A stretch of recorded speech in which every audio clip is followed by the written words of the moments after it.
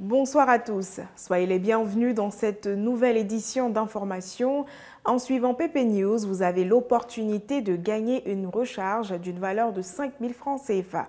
Pour cela, vous n'aurez qu'à répondre à la question que je vous poserai à la fin du journal.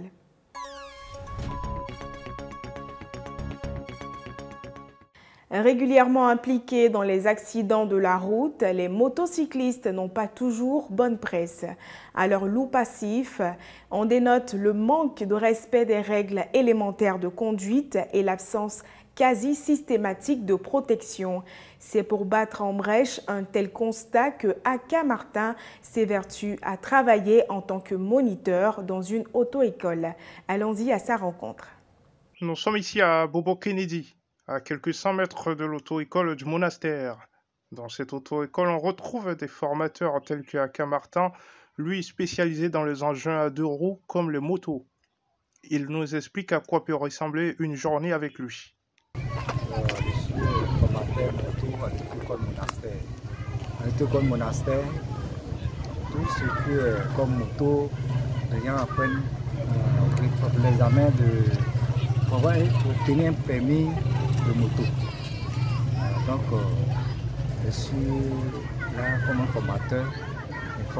Après théorie, quand vous voulez avoir un permis, obtenir un permis de conduire la moto, dès que vous commencez, nous on a un mois et demi.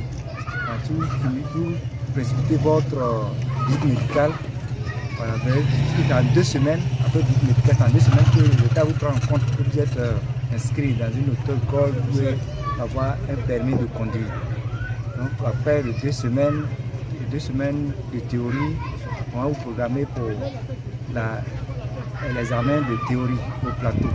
Vous finissez le plateau, 10 séances. Vous finissez les 10 séances, on vous programme pour l'examen de conduite. Pour Martin, ce type de formation pratique permet d'éviter les accidents de la circulation. Il invite à cet effet tous les détenteurs d'engins à 2 roues à se faire former. On dit d'un fou une personne atteinte de troubles ou de désordres mentaux. De plus en plus, ils se font remarquer à chaque coin des rues de la capitale abidjanaise. Qu'est-ce qui pourrait expliquer ce qui semble devenir un phénomène? Certains parlent de drogue, mais également de broutage et de sortilèges qui auraient mal fonctionné. Il y a beaucoup de fous dans ce pays parce que, bon, pour moi, selon moi, le broutage, les gens ça ont fait les fétiches. Il y a plein de totems et ça rend les jeunes fous. S'il y a plus de fous en Côte d'Ivoire, c'est parce qu'il y a plus de, comment on appelle, les lieux où on vend la drogue. Il y en a plus en Côte d'Ivoire. C'est ce qui fait aujourd'hui les jeunes sont attirés par la drogue. Et c'est ce qui fait qu'il y a plus de fous qui sont des jeunes. Et aussi, il y a ce phénomène-là, le broutage. Donc ça aussi, tout cela fait base de cette folie-là. Drogue ou sorcellerie, il revient aux autorités compétentes de les interner dans des établissements psychiatriques. Terminons enfin à Diokwe, ville où a été érigé un monument en hommage aux personnes décédées lors de la crise post-électorale qu'a connue la Côte d'Ivoire. En effet, en 2011, le quartier Ndiaye Bernard a été fortement touché par les affrontements, laissant les familles endeuillées. Une sorte de charnier symbolique a été mis en place par les rescapés de la guerre. Pendant la crise post-électorale de 2011, bon nombre de personnes ont perdu la vie des 4 coins de la Côte d'Ivoire.